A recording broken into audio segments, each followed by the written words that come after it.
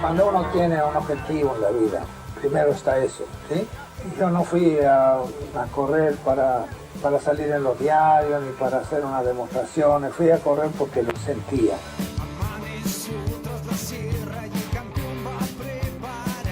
No hay muchas cosas en la vida que usted puede dominar, pero al auto puede llegar a dominarlo y le responde.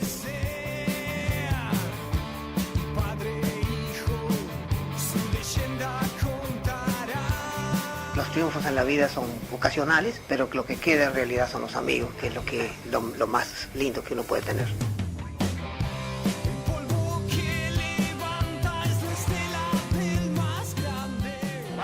Puntero ya de la carrera con gran ventaja sobre todos los demás competidores, mantiene a elevado promedio hasta cruzar la meta vencedor, asegurándose prácticamente el título de campeón del mundo con 36 puntos. El hombre en la vida tiene que tratar de ser el mejor, siempre, en cualquier cosa, pero nunca creerse el mejor, porque de cualquiera podemos aprender algo, nunca terminamos de aprender.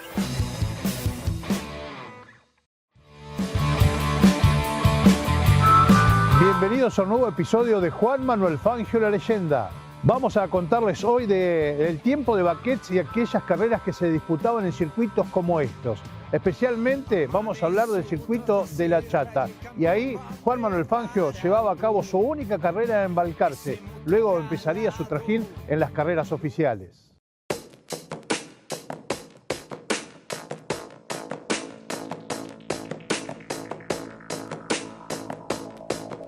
Corría el año 1925 y en la Ford de Esteves, donde Guillermo Spain era el jefe de mecánicos, coinciden José Cordonier, un joven de 18 años de Ayacucho, Arturo Lamoglia, de 17, de la ciudad de Balcarce, y un muy joven Juan Manuel Fangio con tan solo 14 años de edad. Al año siguiente, Cordonier se va al taller de los hermanos Carlini, mientras que Fangio pasa al de Vigiano.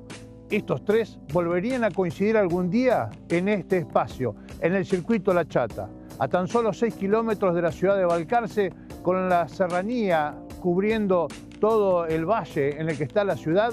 Estaba una de las sierras La Chata que le daba lugar a este circuito, porque se corría por los espacios en casi un triángulo cercano a esta sierra.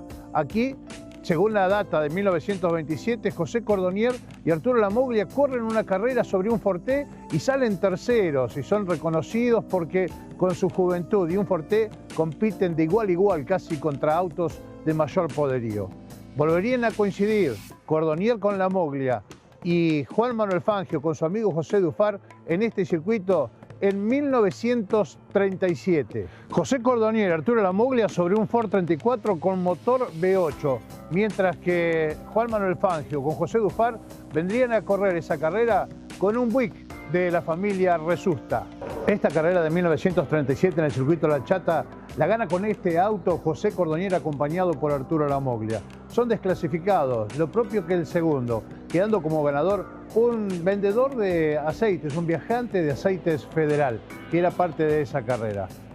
El auto vuelve a correr en Lobería y gana Cordonier de punta a punta. Tras esa carrera, Braceras, aquel que había ganado en el circuito La Chata, adquiere esta unidad, no llega a correrla y se la vende sí, al grupo que acompañaba a Juan Manuel Fangio, quien con este Ford 34 con motor V8 comenzaría su derrotero de competencias oficiales.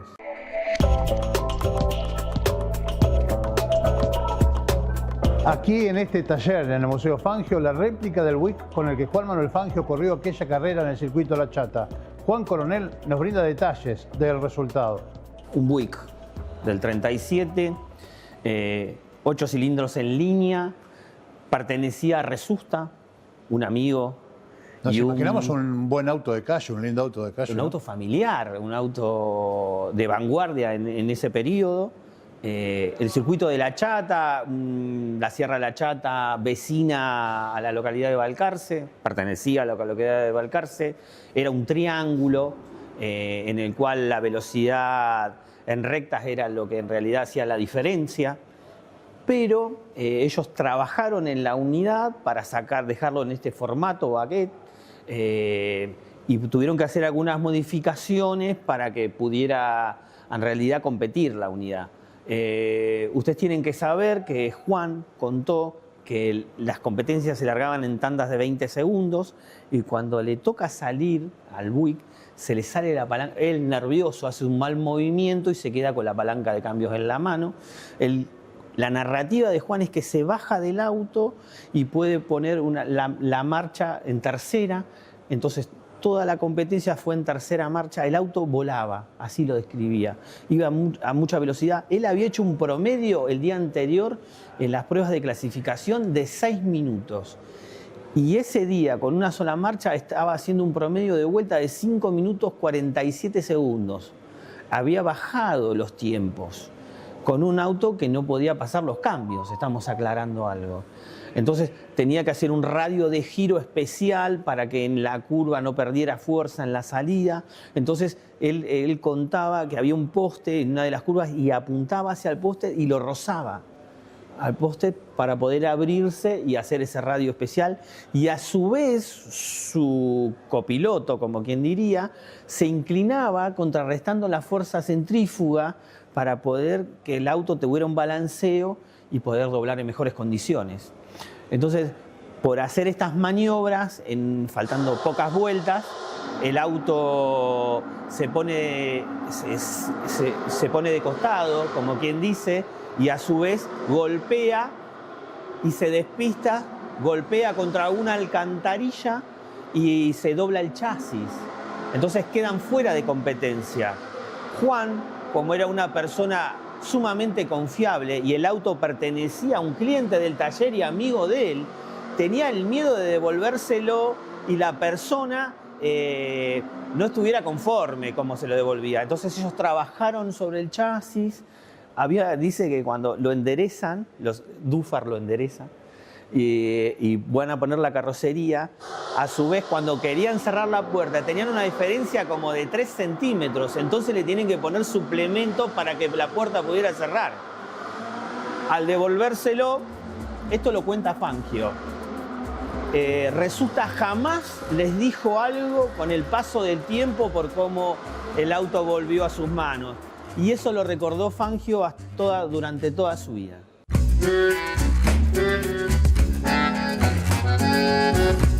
Desde este circuito La Chata vamos a establecer ahora una pausa en Juan Manuel Fangio, la leyenda por el Garage TV.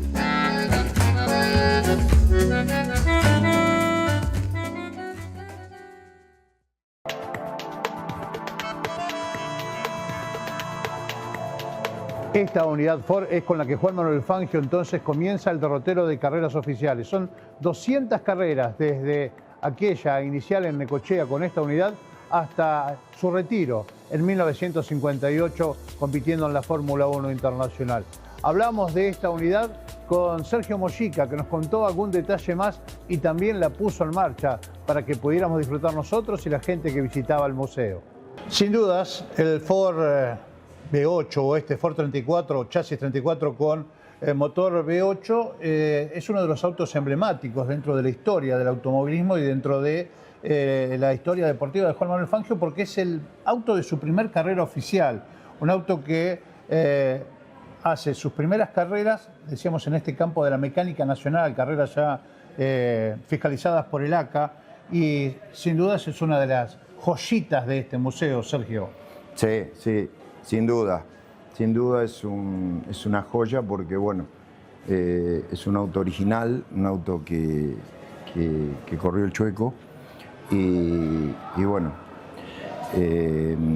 con un motor V8, que hablábamos hoy de aquel, del Ford A, que un motor 4 cilindros, mucho más chico. Mucha más potencia, mucha más fuerza. Y acá tenemos ya mucho más potencia, aunque es un V8 de 85 caballos, tapa plana, válvulas laterales, no son válvulas a la cabeza, pero bueno, es otra cosa, son 3 litros 200 casi y 85 caballos. La forma más sencilla o la forma en que la gente habitualmente reconoce las prestaciones de un auto, es decir, qué velocidad podían llegar a alcanzar estos autos en los tendidos rectos. Sí, esto 120, 130 kilómetros, fácil. fácil. Y yo calculo que más. ¿Qué más? No sé si en esa época habría diferenciales que los cambiaban, le ponían relaciones más largas y bueno, poniendo una relación más larga tenés mucho menos fuerza abajo, pero después arriba en la ruta, en rectas largas, tenés una velocidad Alta. muy alta, muy alta. Sí, pero mínimo 140 kilómetros, 120, esto lo desarrollaba. Sí. Bien, vemos ahí todo el sistema de refrigeración, todo lo que hace a la composición de este auto, todo lo que es para tener en cuenta en las que eran las preparaciones, que eran libres pero también eran bastante limitadas, digamos. Sí, sí, eran limitadas. En el caso de carburadores, tenían un carburador, tenía el distribuidor que después, bueno, salió este distribuidor, es decir, va adelante en la trompa, es un distribuidor frontal. Después, bueno, fueron evolucionando las cosas, han traído tapas de aluminio de Estados Unidos, fue un poco más evolucionando, no te olvides que este motor nació en el 32. Exacto. Y 3 marchas. 3 marchas, sí, sí, sí. Bien. Sí, caja de tercera, una caja muy sencilla, un habitáculo muy sencillo, así que 2 tanques de nafta, porque todo gastaba. Exactamente, ¿no? Sí, Para sí. alimentar a ese V8 había que tener Exacto. buenos un tanque tanques. grande, después tenía un tanque auxiliar. Y lo que hablábamos hoy con el tema de los acompañantes, que ahí está en la foto, ¿ves? Está la foto de la baqueta, cómo se cuelga el acompañante cuando el auto, si se puede apreciar, Para hacer el tiene contrapeso. las ruedas en el aire, las 2 ruedas estas en el aire, entonces el acompañante se tiraba para este lado y el auto se apoyaba. Hay que ser bastante temerario. No, sí, sí. para- Bastante kamikaze. Bien. Pero bueno, era la lo- época y no había otra cosa. Habitualmente lo pones en marcha. Es un auto que Sí, incluso sí, ha salido sí. para algún tipo de acción que se ha realizado y Sí. habitualmente, bueno, también en distintos homenajes hemos visto esta unidad. Y bueno, mantenerlo vivo, como decíamos, eso es un halago, ¿no? Sí, sí, bueno, este hace poquito lo bajé porque sí, yo lo ponía en marcha acá nomás, pero bueno, le hice frenos, le arreglé el tanque de nafta, le hice unas cuantas cositas y ahora está como para poder sacarlo en caso que se quiera sacar y eso. El auto está funcionando bien con su tanque de nafta original, frenos y bueno, y vos viste el motor como arrancó y ya hacía 2 o 3 meses que yo no lo ponía en marcha este. Y nos metemos en la historia de los apasionados de los fierros y decíamos, vos tenés un corazoncito con forma de moño. Hemos Sí. hablado de eso en Sí. muchas oportunidades. Sí, sí. Y Juan Manuel Fangio, que es un símbolo porque fue el primer bicampeón de turismo de carretera con Chevrolet, comenzó corriendo Corriendo en Ford. con Ford. Sí. ¿Eh? Sí, sí. Muy loco eso, pero bueno. Era lo que había, lo que le dieron, lo que consiguió y bueno, el hombre quería correr. Él era fanático de las carreras y bueno, y quería correr y bueno, se presentó un Ford y corrió un Ford. Después, bueno, después se fue siempre fue en Chevrolet después, ¿no? Así es. Turismo carretera y eso fue siempre Chevrolet.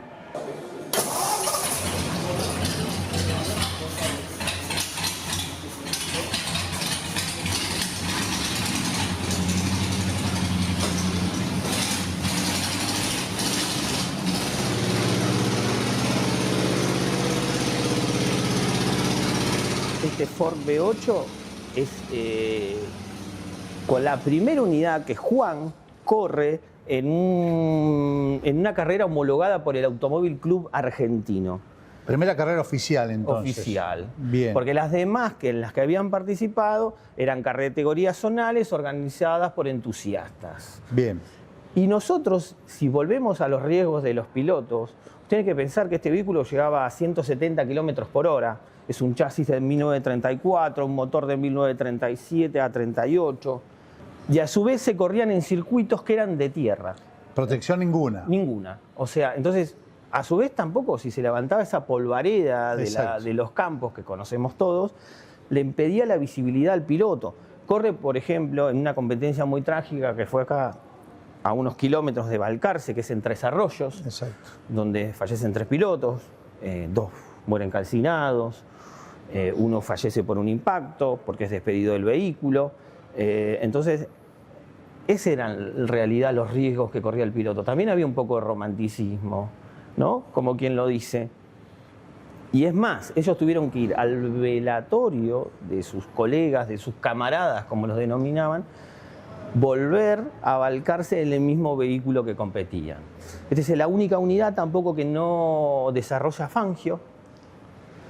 Se la compra Cordonier, que era un vecino de Ayacucho, piloto de turismo carretera posteriormente, pero a su vez los dos eran chicos y trabajaban en el taller de Vigiano. Esa butaca, la del acompañante, la ocupaba mi abuelo con Cordonier, por eso le tengo tanto cariño a esta unidad. Tenían 19 y 18 años y corrieron juntos por caso la carrera de la Chata, que ya vamos a referenciar. Carrera que también la corre el Chueco, pero que lamentablemente abandona porque se queda con la palanca de cambio de aquel Buick en la mano. Pero digo, por eso estamos hablando de esta unidad que, como bien decías... volvemos a lo mismo, que el vehículo con el que corren, el Buick, no les pertenecía a ellos, era de un vecino. Esta es la primera unidad adquirida. Exacto.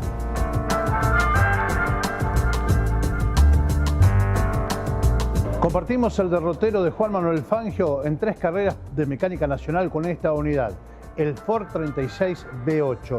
Ya vamos a estar hablando en próximas ediciones de otras competencias, también en Baquets y el inicio de sus competencias en el turismo de carretera. Primero lo iba a hacer como acompañante. De eso estaremos hablando ya en el próximo episodio. Ahora establecemos una breve pausa para ir a las actividades que desarrolla la Fundación Fangio.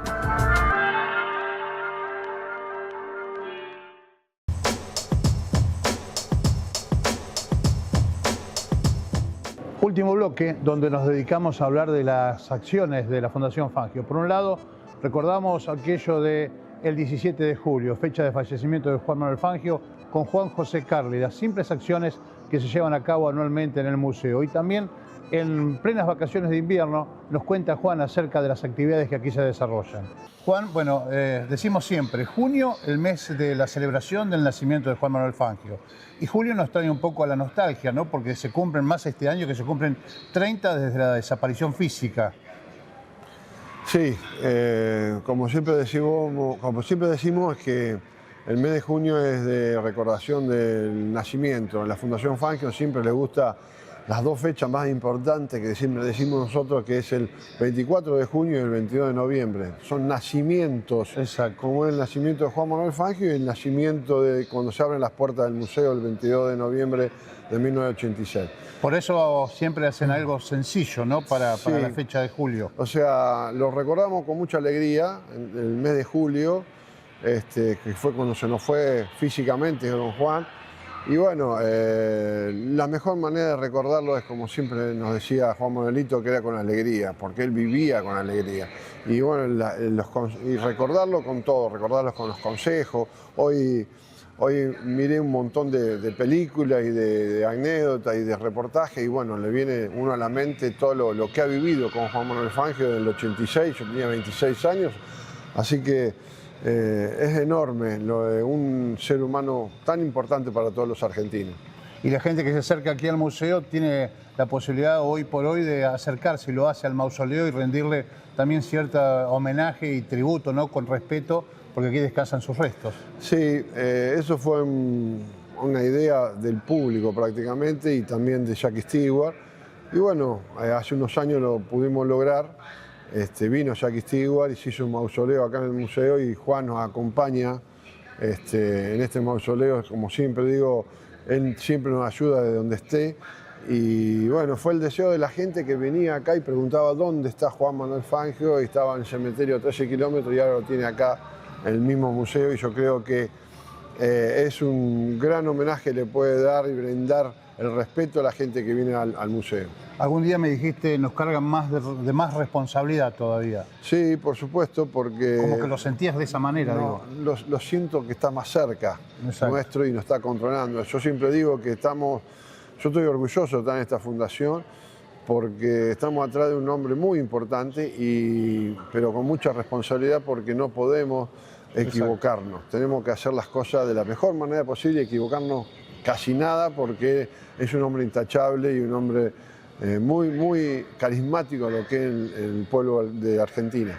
Sigue viniendo mucha gente de Argentina, del exterior, y estas vacaciones son un reflejo una vez más de que este museo es un faro para el turismo en la ciudad. Sí, lo que estamos tratando de que, no solamente, estamos tratando para que Balcarce, como decía Fangio, porque este museo se podía haber hecho en Buenos Aires, en Mar del Plata, y Fangio quería hacerlo acá, en Balcarce, para que de todas partes del mundo vengan a ver a Balcarce, a su pueblo. Y bueno, y nosotros queremos hacer lo mismo, salvando la diferencia, queremos de que venga la gente a Balcarce y que se quede una noche o 2 noches en Balcarce. No solamente que venga al museo y que se vaya, porque estamos trabajando también para Balcarce. No te olvides que Fangio donó todos sus trofeos al pueblo de Balcarce, no a la fundación. Lo donó al pueblo de Balcarce, que es la municipalidad lo cedió a la fundación. Entonces, nosotros también le debemos algo a Balcarce, como se lo debía Fangio, y por eso Fangio hizo hacer el museo acá, y para que se quede más tiempo la gente y los visitantes. Estamos trabajando qué responsabilidad, pero qué bien lo vienen haciendo. Juan, seguimos acompañando permanentemente todo lo que hacen. Sí, lo sé, y te agradezco mucho, porque sabemos que siempre estás al lado de la Fundación, no desde ahora, desde hace mucho tiempo. Sin dudas, uno de los atractivos de estas vacaciones de invierno en el Museo Fangio es este Lotus construido por la familia Crespi para la serie Cena. Hablamos con Luciano Crespi, que nos cuenta detalles del mismo.